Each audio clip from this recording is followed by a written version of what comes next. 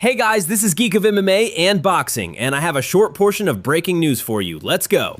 Jon Jones' reaction has appeared after announcement of the UFC White House event card. As we remember, Dana White was questioned about Jon Jones' participation in the upcoming event, and the answer was... Jon Jones, he retired because of his hips. He's got arthritis in his hips. Apparently he's been, doctors say he should have hip replacement, so... Okay. Jon Jones got crazy after those words and claimed that there were negotiations for him to participate at the White House and that his hip issues were not preventing him from competing. Jones concluded by asking to be released from his UFC contract. Yes, I have arthritis in my hip and it's painful, but that doesn't mean I can't fight. If the UFC truly feels like I'm done, then I respectfully ask to be released from my contract today. No more spins, no more games. Thank you to the real fans who know what's up. Such post he left in X social media. The only thing I cannot understand, as far as I remember, Jones left UFC and retired last year when he declined the offer to fight against Tom Aspinall, and how he can ask to release him from UFC, I do not understand. Francis Ngannou has signed a contract with Jake Paul's MVP promotion after he was being released from PFL. The debut of Cameroonian puncher is scheduling for 16th of May. His opponent will be Brazilian fighter Felipe Lins. The 5-round heavyweight bout will be part of inaugural MMA fight card, headlined by Ronda Rousey and Gina Carano in Los Angeles. Former UFC champion Ngannou has not fought in MMA since October 2024, when the Cameroonian stopped Renan Ferreira in the first round to win the PFL Super Fights Heavyweight Championship.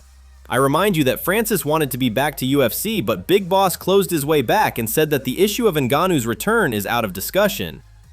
Jake Paul himself also shared his thoughts about Dana White's announcement. He gave a short verdict after seeing the fights planned for the historic UFC event. Was expecting more from the card, TBH, Paul tweeted. Paul's reaction quickly spread online as fans debated whether the lineup matched the hype surrounding a UFC event set to take place at the White House. The card has been promoted as one of the most unique events in the promotion's history, which naturally raised expectations among fans and fighters alike. However, Paul's comment suggested he believed the matchups could have been even bigger.